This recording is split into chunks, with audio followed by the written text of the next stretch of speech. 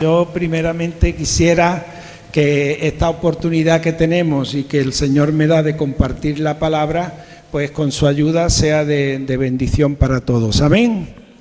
Vamos a orar. A los niños sí ya veo que están pasando.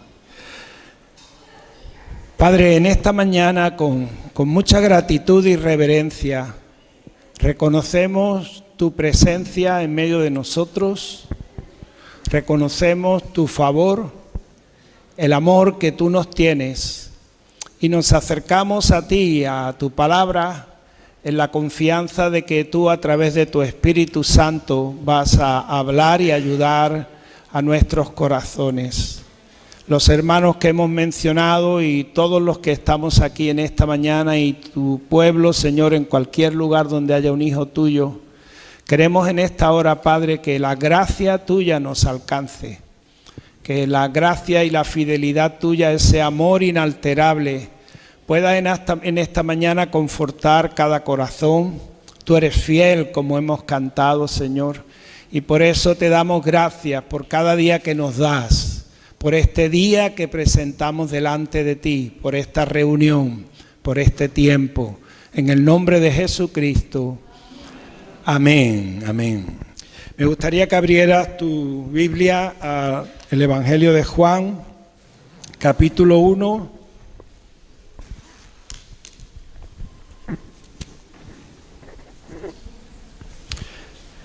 El pasado mes de enero tuve la oportunidad de compartir con vosotros acerca de la sanidad de los 10 leprosos y había estos versículos que yo mencioné del Evangelio de Juan en el capítulo 1, desde el versículo 14 hasta el versículo 10 bueno, podemos leer hasta el 18,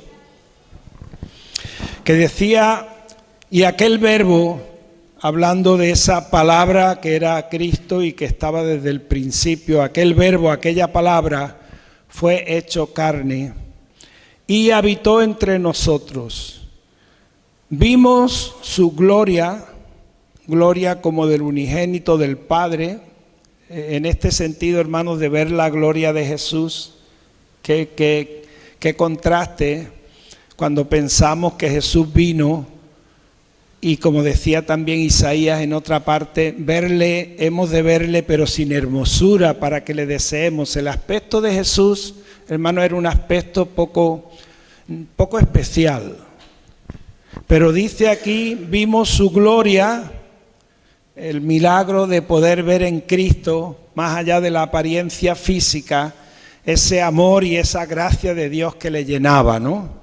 Vimos su gloria, gloria como del unigénito del Padre, como dice aquí, lleno de gracia y de verdad. En esta mañana, si hay algo que a mí me gustaría que en mi corazón hubiera, hermanos, es esa actitud de reconocer a Jesús, ya no solo como lo he estado conociendo y lo conozco y en esa familiaridad que tengo con Él. En esta mañana a mí me gustaría que el Espíritu Santo pudiera refrescar en mi corazón esto que dice aquí la palabra. Verlo a Él en su plenitud, lleno de gracia y de verdad, porque eso me interesa a mí. Me interesa a mí, Él se ha dado por mí.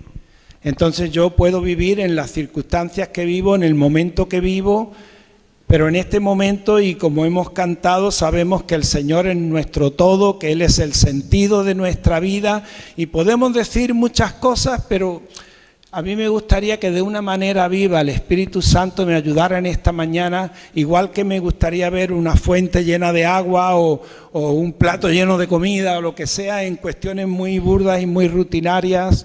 Pero hermano, en esta mañana mi corazón necesita ver que Jesús no es escaso, sino que Él está lleno de gracia para mí, no gracia, sino de gracia para mí y de verdad.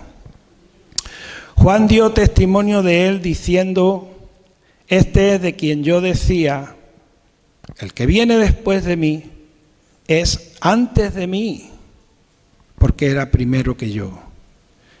Añade aquí, dice, porque de su plenitud tomamos todos, y gracia sobre gracia. Ahora hablaremos de esto, que ya lo mencioné cuando en enero hablé en este caso, este pasaje de los 10 leprosos. Ahora volvemos aquí. Pero dice, pues la ley por medio de Moisés fue dada. Hermano, era algo grande para el pueblo de Israel. En estos días se nos ha hablado mucho del valor de la ley, del valor del testimonio del Antiguo Testamento. Y aquí habla, la ley por medio de Moisés fue dada. Fue por medio de Moisés, según el testimonio de la palabra, él se entrevistó con Dios cara a cara en una manera de explicarlo. Eso es una manera de explicarlo, la palabra de Dios, hermano, que debemos ponerlo en contexto, como vamos a ver aquí. Moisés no vio a Dios nadie le vio jamás. Él pudo ver esa apariencia de gloria, pudo ver lo que podía ser para él esa manifestación divina, pero no es la manifestación de Dios, hermano, es solamente a través de Cristo. En Él realmente se ha visto a Dios, ¿no? Pero dice, la ley por medio de Moisés fue dada, qué cosa más grande, pero la gracia y la verdad vinieron por medio de Jesucristo. Está aquí hablando de algo que está al alcance de nuestra mano, hermanos. Lo de Moisés fue muy grande, muy maravilloso, poder estar en lo alto del monte 40 días hablando con el Señor cara a cara. Pero hermanos, lo que Cristo viene a poner al alcance de nuestra mano y que estamos experimentando, pero que queremos en este día poder refrescar delante del Señor, es algo tan maravilloso. Porque la ley sí trató de poner ahí delante del pueblo una manera de poder acercarse a Dios, aunque era imperfecta, aunque no suplía su necesidad, pero era algo ahí como sombra de lo que había de venir. Pero hermanos, ahora en Cristo, igual que la ley vino por Moisés, dice, la gracia y la verdad vinieron por medio de Jesucristo. A Dios nadie le vio jamás. Y esto es cierto, hermanos. Todas las manifestaciones que podemos ver en el Antiguo Testamento eran unas manifestaciones en lo que podía ser un presentarse de Dios, pero que no tiene nada que ver con lo que era la real imagen de Dios. Él habita en luz inaccesible, ahí donde ningún hombre puede ver ni entrar jamás. Pero la palabra del principio, la palabra es cómo Dios, siendo inaccesible, se ha podido manifestar a través de la palabra que hizo todas las cosas, es decir, el Verbo que es Cristo Jesús. De Dios lo que podemos conocer es todo lo que Cristo nos puede presentar. Y es lo que Dios al Padre le ha agradado, de que sea a través de Cristo que podemos palpar y conocer a Dios. Y en eso nos ayuda su Espíritu Santo. Entonces a Dios nadie le vio jamás. El unigénito Hijo que está en el seno del Padre, Él le ha dado a conocer. Antes de seguir aquí, estábamos cantando ese coro, nuestro Dios es asombroso. Y a mí me gusta, hermanos, a veces me digo, tú ya llevas años con el Señor, no pierdas, y lo escucho mucho en la vida, hay veces cuando escucho estas frases a mí me tocan.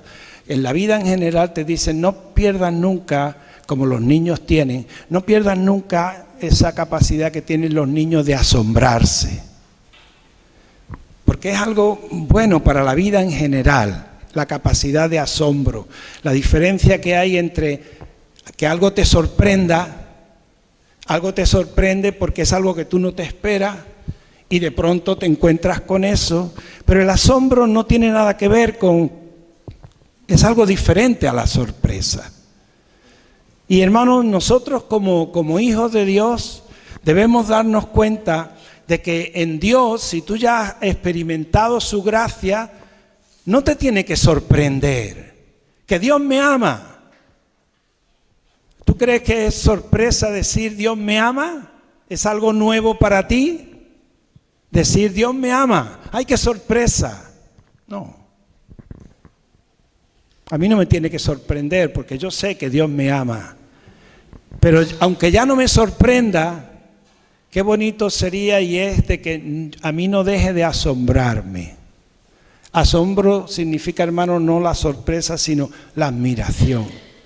Hay cosas que nunca deben dejar de tener en nosotros ese efecto de admiración, aunque sean cotidianas, cosas de la vida como cosas del Señor, que en alguna manera tú puedes decir, Señor, esto es asombroso, tu favor, tu amor, la manera en que tú abres mi entendimiento. Hermanos, si perdemos esa capacidad por la rutina o porque ya lo damos todo por sentado, corremos el peligro de empobrecer nuestras vidas en la experiencia cristiana. Por eso dice ser como niños. Es en el sentido muy amplio de lo que quiere decir ese pasaje, pero también en el sentido de decir capacidad de asombro. Yo tengo que saber valorar lo extraordinario, lo maravilloso que es Dios para mi vida y el favor que tengo a través de Cristo Jesús. Decía aquí en el versículo 16, de su plenitud tomamos todos y gracia sobre gracia. Hablé de esto ya, hermanos, pero me toca mucho el corazón.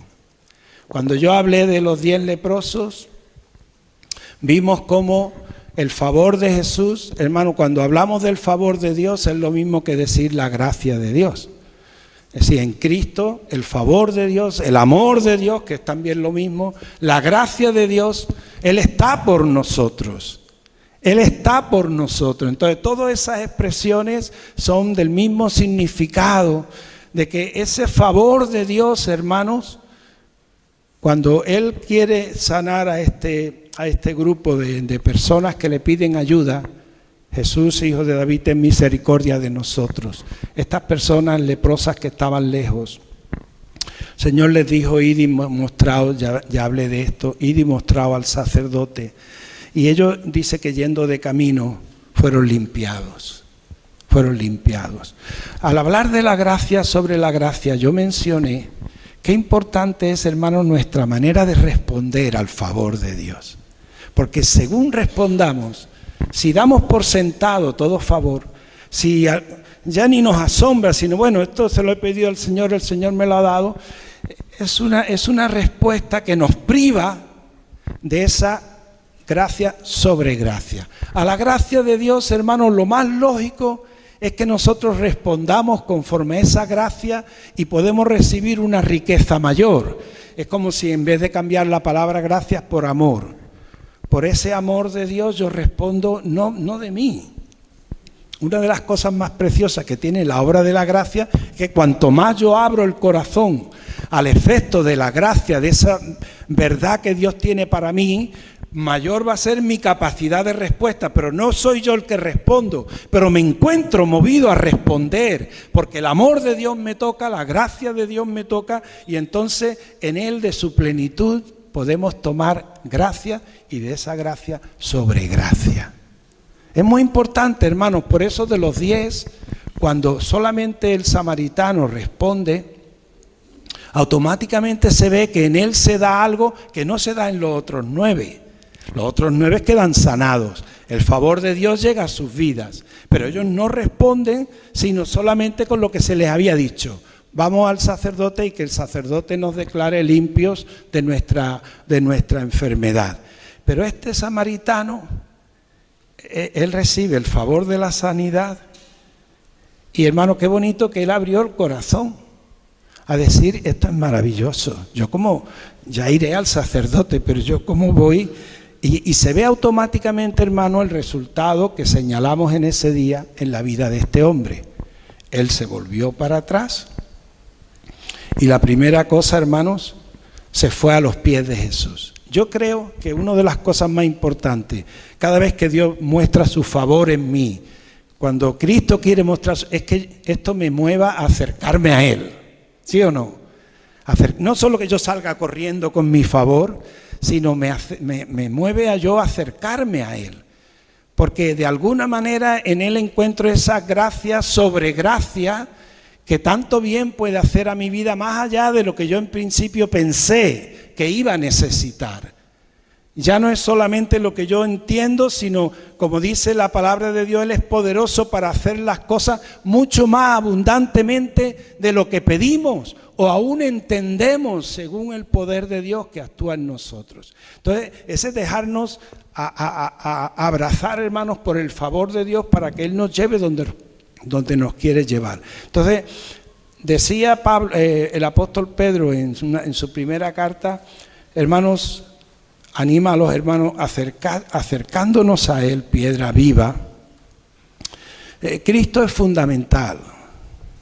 En nuestra experiencia cristiana, eso lo sabemos, Cristo es fundamental y todo lo que pueda acercarme a Él. Si yo en esta mañana le digo al Señor, Señor, quiero tomar de tu gracia, quiero tomar de tu favor, de esa plenitud que hay en ti, que tú estás lleno de gracia y de verdad, de alguna manera yo estoy abriendo el corazón a que yo me sienta motivado. Hermano, el acercarse a Jesús no es en el sentido religioso solamente de querer estar, que ojalá en los tiempos que estamos a solas con Él, que podemos estar realmente en esa adoración, en esa meditación, pero más allá de esa experiencia, digamos, entre comillas, mística o especial, que podamos tener, no, el acercarme al Señor es acercarme a la realidad que Él es para mí, a que mi vida esté abierta a lo que Él quiere para mí y que eso pueda redundar en una obra práctica de ver que realmente damos fruto para Él, de una manera preciosa, acercándoos a Él, piedra viva. Y hermanos, fíjate, muchas veces la iglesia, o nosotros los creyentes, como les pasó al pueblo de Israel, podemos pensar y decir, vale, tenemos a Cristo, pero como siempre decimos, vamos a poner de nuestra parte. Hermano, el poner de nuestra parte solamente es válido cuando es una respuesta a la gracia previa de Dios.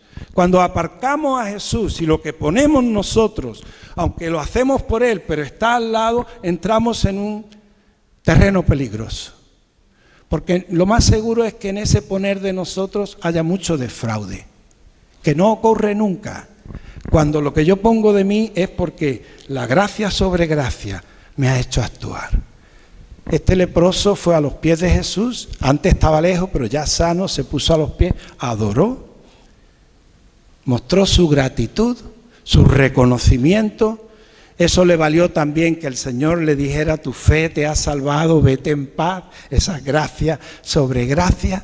Pero hermano, era algo tan genuino que vemos en muchas ocasiones, hermanos, la necesidad de decir, Señor, tu favor, que yo no pierda nunca tu favor y que todo lo que yo hago, mi gratitud, yo puedo ser agradecido por otros intereses. No que sean malos, pero tener gratitud en mi vida cristiana, en la iglesia, por motivos, favores o lo que sea.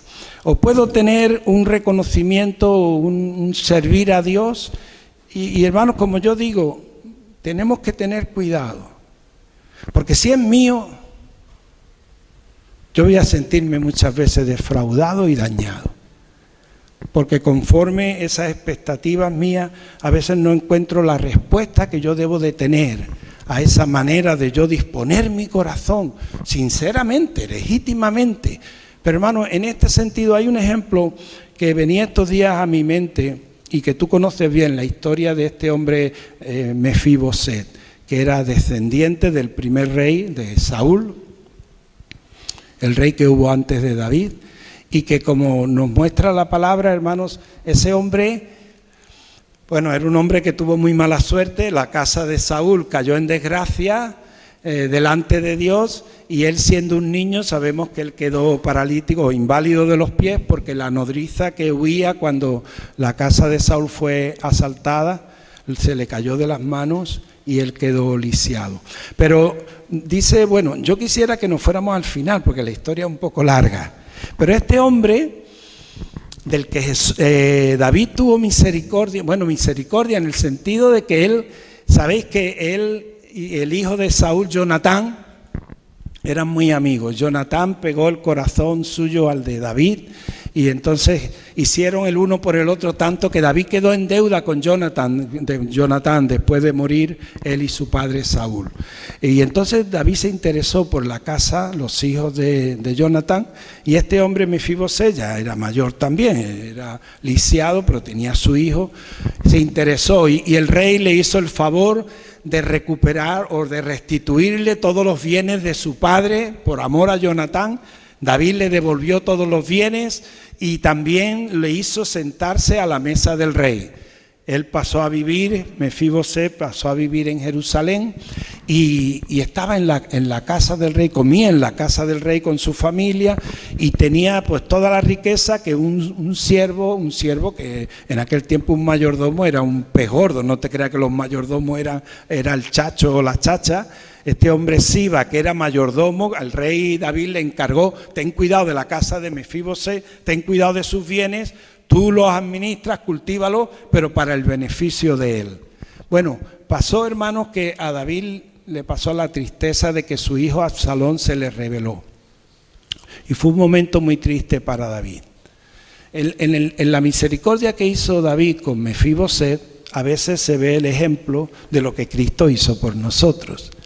No éramos dignos, éramos enemigos de Dios, pero Dios nos hizo, por el amor suyo, nos hizo hijos y nos plantó en su mesa. Nos puso en la casa del rey, digamos así, nos devolvió nuestra dignidad. Ahí hay un reflejo de la obra de Cristo.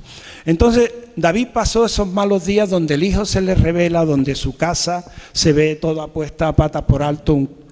David tiene que salir huyendo de su hijo. Y en el camino de salir, David, en esa humillación de ir escapando de su hijo, le sale al encuentro otro de la casa de Saúl, maldiciéndole, devolviendo, decir, todo el mal que tú has hecho a la casa de Saúl, Dios te lo ha devuelto a ti. Hermano, una actitud que tanto que a los que estaban con David, cuando leemos ahí en la Biblia nos damos cuenta que los fieles a David trataron de callar a ese hombre, incluso cargárselo. Pero David dijo: no, quieto. Si Dios permite que esto me pase, me lo merezco, será para el bien. Una actitud en David preciosa en ese caso. Y claro, ahí en esa situación tan triste, él pregunta, ve venir al criado de Mefiboset, a Siba, el que administraba los bienes de Mefiboset, y lo ve venir para unirse al rey en toda la comitiva de la gente, aunque muchos lo criticaban y lo maldecían, pero este hombre vino, y entonces el rey le pregunta, ¿dónde está Mefiboset? Y Siba, el mayordomo, le dijo, igual que había pasado con este otro de la casa de Saúl que maldecía al rey, Siba le dijo al rey, Mefiboset está muy contento, él cree que ahora le van a restituir al trono como era de su padre, y total, lo puso como si Mefiboset fuera un rebelde o un traidor. El final de la historia, hermano, nos damos cuenta que era mentira. Que Mefiboset lo que había hecho al mayordomo era decir, enalbárdame el mulo, vamos detrás del rey. El corazón de Mefiboset era fiel, hermanos, era fiel no solo por el amor a David, sino en el amor a David por el reconocimiento de que él no merecía el trato que David le había dado, y eso quedó tan profundo en su corazón que cuando vio a la casa de David en desgracia y al rey huyendo, huyendo de su propio hijo, Mefiboset le dijo a su siervo, a su mayordomo, prepárame, vamos detrás del rey. Pero el mayordomo lo engañó, lo dejó plantado, un hombre lisiado, y él se hizo el bueno yendo detrás de David. ¿Qué pasó? Que enseguida el rey David le dijo a Siba, todo lo que era de Mefiboset para ti. Pasa la rebelión de Absalón y el rey vuelve a Jerusalén. La historia es más larga, pero vuelve a Jerusalén. ¿Y qué pasa? Viene la gente y ahí llega de pronto Mefiboset contento. Vamos a leer esa parte en Segunda de Samuel.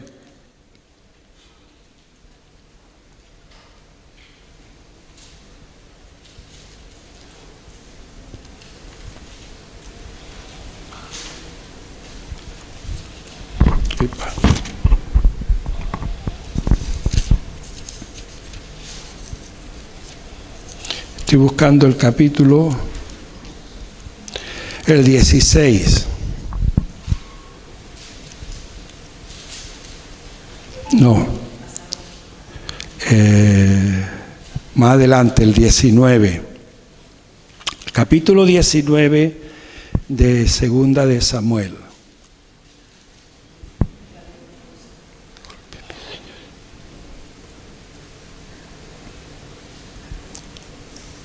Vamos a ver si encuentro el pasaje.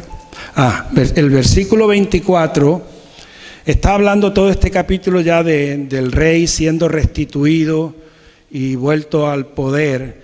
Dice en el versículo 24, también Mefiboset, hijo de Saúl, descendió a recibir al rey. No había lavado sus pies, ni había cortado su barba, ni tampoco había lavado sus vestidos desde el día en que el rey salió hasta el día en que volvió en paz. Este hombre estaba de luto. Realmente en el dolor que él sentía por el amor del rey que había tenido misericordia de él, que lo había hecho participante de su mesa, que le había devuelto toda la riqueza de su padre. Hermanos, Mefiboset, para él fue tan doloroso el que el rey tuviera que huir, que él se puso de luto, y por eso esa actitud de él no cortar su barba, no lavar sus vestidos, no sé cómo estaría el hombre. Pero me imagino que era una forma, algo se lavaría, digo yo. Dice el 25, y luego que vino él a Jerusalén a recibir al rey, el rey le dijo, Mefiboset, ¿por qué no fuiste conmigo? Y él respondió, rey, señor mío, mi siervo me engañó. Pues tu siervo, es decir él, pues tu siervo había dicho, enalbárdame un asno y montaré en él e iré al rey porque tu siervo es cojo. Pero él ha calumniado a tu siervo delante de mi señor el rey. Dice más, mi señor el rey es como un ángel de Dios. Haz pues lo que bien te parezca. Porque toda la casa de mi padre era digna de muerte delante de mi señor el rey. Y tú pusiste a tu siervo entre los convidados a tu mesa. ¿Qué derecho, pues, tengo aún para clamar más al rey? Esa actitud, hermanos, él se vio calumniado, él se vio traicionado, privado de todos sus bienes. Pero era tan fuerte la gratitud. Yo pienso, hermanos, en esto, en el ejemplo de lo que Cristo ha hecho por nosotros. Una vez que te ha alcanzado el favor de Dios, una vez que tú has entendido el amor que Dios tiene para ti, una vez que tú has visto lo que significa en esa dignidad de ser un verdadero hijo de Dios. Por supuesto, hermanos, a veces hay cosas que ponen a prueba pues toda la entereza del más fuerte, de la persona más capaz, más resistente. Por eso yo digo que no es lo mismo sentir gratitud, porque uno es capaz de poner gratitud y uno es capaz de responder de uno mismo. Eso no tiene nada que ver, hermanos, porque eso no aguanta. A cuando la gratitud, el reconocimiento, el fruto de esa respuesta que damos a Dios, viene solo como respuesta de la obra de la gracia de Jesús. Cuando eso es así, hermanos, tu manera de responder, puede que todo el mundo no entienda lo que tú haces, puede que la gente no vea lo que realmente tú valgas, no sé cómo expresar esto, hermanos, pero uno va a sentir a veces que conforme lo que puede ser las expectativas de uno, parece que la cosa va en contra. Y es tan importante en ese momento ver que yo estoy y quiero estar cerca de uno que está lleno de gracia, de verdad, y que de su plenitud yo puedo tomar gracia, y cuando yo respondo como Él quiere, sobre gracia. Me interesa, hermanos, que mi corazón responda al Señor, no conforme yo a veces pienso, aunque puedo tener argumentos, puedo tener razones, y eso es, todos las tenemos, pero es interesante, hermano, fíjate, el leproso, ¿tú te has visto en una comitiva donde el grupo va a una? Los 10 en el entusiasmo de ser sanados, venga, vamos para el sacerdote. ¿Quién no se deja llevar por la multitud? Y la gente decía, venga, vamos, vamos. Y este hombre tuvo la luz de decir, yo no puedo ir para adelante. Yo tengo que volver y darle las gracias al Señor. Había algo que la gracia de Dios no solamente había sanado su lepra, sino que había actuado dentro de él de una manera que él no tenía más remedio que volver y buscar al Señor y ponerse a sus pies. Hermano, en esa operación de la gracia de Dios es donde yo creo que la Iglesia tiene la clave para decir realmente, Cristo es nuestra piedra viva, Cristo es nuestro fundamento. Nos llenamos la boca diciendo, Cristo es el fundamento, Cristo es la roca, pero luego nuestros pies se tambalean porque a las cosas que nos pueden pasar no acertamos a estar firmes donde tendríamos que estar. Entonces Mefiboset le dijo, como acabo de leer, toda la casa de mi padre era digna, yo es que no veo bien, no sé ahora qué me pasa ya. Toda la casa de mi padre era digna de muerte delante de mi señor el rey. Y tú pusiste a tu siervo entre los convidados a tu mesa. ¿Qué derecho, pues, tengo aún para clamar más al rey? Y el rey le dijo, ¿para qué más palabras? Estas situaciones que tú quieres rápidamente pasar un velo porque es incómodo. El rey se había dado cuenta que se había dejado engañar por el siervo de Mefiboset, le había dado al siervo todos los bienes, desposeyendo a Mefiboset, creyéndolo un traidor, y se había dado cuenta que había metido la pata. Pero el rey dice, ¿dónde estoy? 29. ¿Para qué más palabras? Yo he determinado que tú y Siba os dividáis las tierras. Venga, la mitad para ti y la mitad para el otro. Y Mefiboset dijo al rey, deja que él las tome todas, pues que mi señor el rey ha vuelto en paz a mi casa.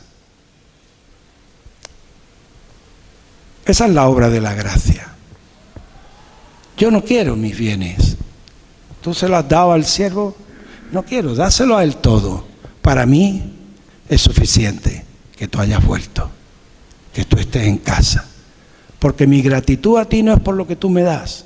Mi gratitud a ti no es solamente por lo que yo pueda ganar. Mi gratitud a ti es porque reconozco que siendo la casa de mi padre digna de muerte, tú tuviste a bien ponerme a tu mesa. Hermanos, si la iglesia tiene ese fundamento, donde no somos dignos, no éramos dignos, éramos enemigos en nuestra carne, muertos en nuestros delitos y pecados, y como aquel leproso, ¿no? Entendemos que es la gracia de Dios la que nos actúa, la que actúa y la que de continuo tiene que hacernos mantener, primero en esa capacidad que yo decía antes con el corito de asombro, con la gratitud al Señor. Yo no soy digno, Señor, de nada.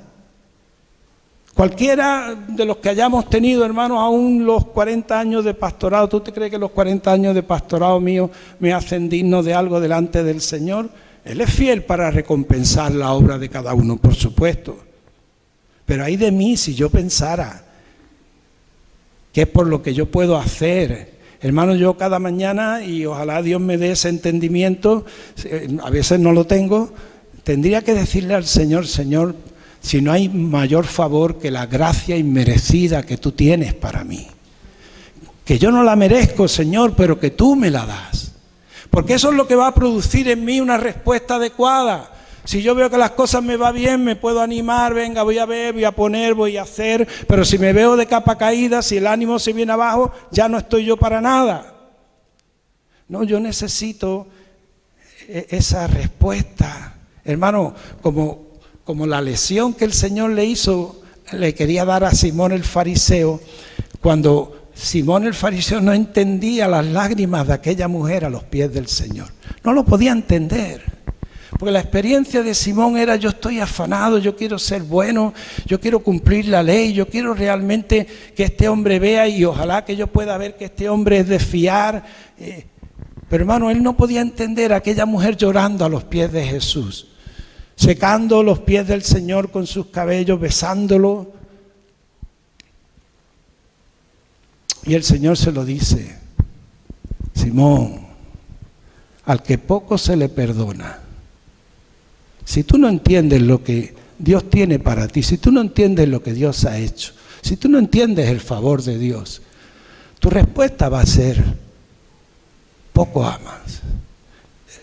La gracia de la gracia, por eso decía, hermanos, de su plenitud tomamos gracia sobre gracia. Es que cuanto más yo entiendo y reconozco y abro mi corazón al amor de Dios, la sobregracia es que más amor, más gratitud, más reconocimiento.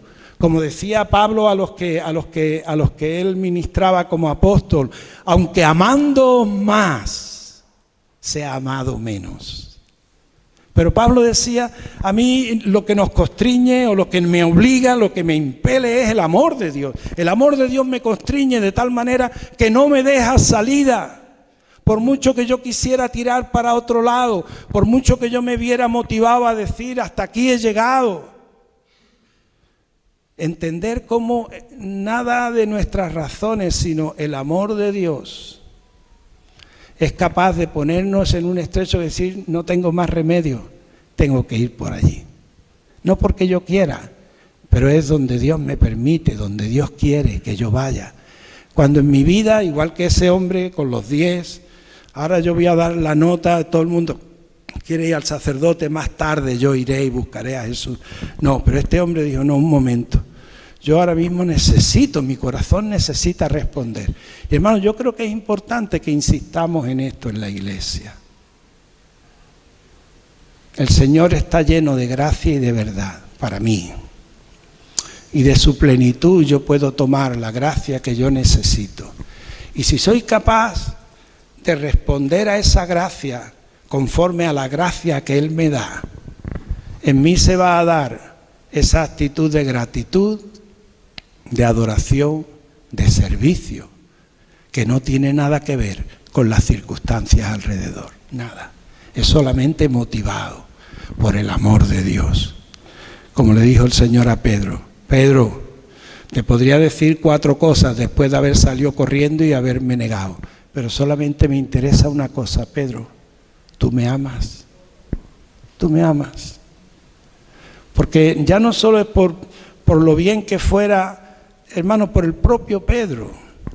Pedro, si tú y yo estamos en esa sintonía de que tú quieres responder a mi amor como yo te tengo, aunque me hayan negado, pero mi amor es inalterable. Si tú estás en esa sintonía conmigo y tú respondes a mi amor, a esa gracia mía, con esa sobregracia, te va a ir bien.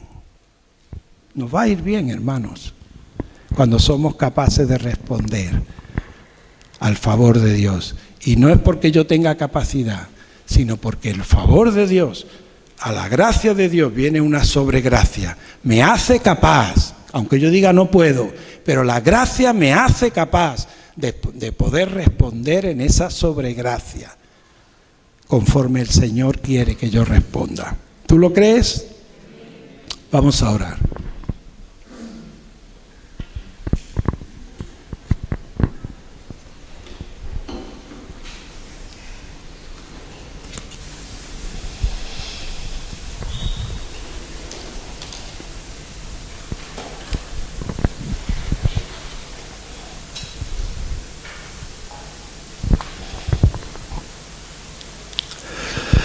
Bendecimos tu nombre, Señor, en esta mañana. Nos acercamos a ti con toda reverencia. Tú eres esa piedra viva en la que podemos afirmar nuestros pies. Gracias, Señor, por habernos alcanzado con tu amor. Gracias por haberte entregado sin reservas por cada uno de nosotros. Gracias por esa vía, esa puerta abierta, a poder sentirnos, Señor, participantes de tu vida, participantes de tu reino. En esta mañana, Señor, queremos, conforme la gracia que nos ha alcanzado, responder de esa manera preciosa, donde vemos que tu gracia sobreabunda, donde vemos que se añade gracia a tu gracia. Nuestros corazones necesitan, Señor, el refrigerio de tu Espíritu Santo. Necesitas, Señor, poder volver a asombrarnos de que tú seas capaz de amarnos de esa manera tan preciosa. Señor, queremos asombrarnos con todos los bienes, con todos los dones, ese fruto del Espíritu que es tan precioso en nuestras vidas. Bendice a tu iglesia, Señor, y que podamos, en esa sabiduría que viene de los cielos, no dejar de ver que tú eres el centro, lleno de gracia y de verdad, que tú y en ti está la plenitud. Padre, tú eres esa piedra viva a la que podemos acercarnos, aunque otros la hayan desechado, pero para ti, Señor, y para nosotros es preciosa. Bendice a tu iglesia, bendice a cada hijo tuyo. Gracias, Señor, por esa fuente de bendición. Que nuestro corazón pueda tener la gracia de no mirar ni a izquierda ni a derecha, sino poder estar afirmado, Señor, en el favor tuyo. Aunque 9 vayan para atrás, Señor, nosotros queremos correr a tus pies y adorarte y darte gracias y disponer nuestro corazón a servirte. En el nombre de Jesucristo. Amén, amén, amén.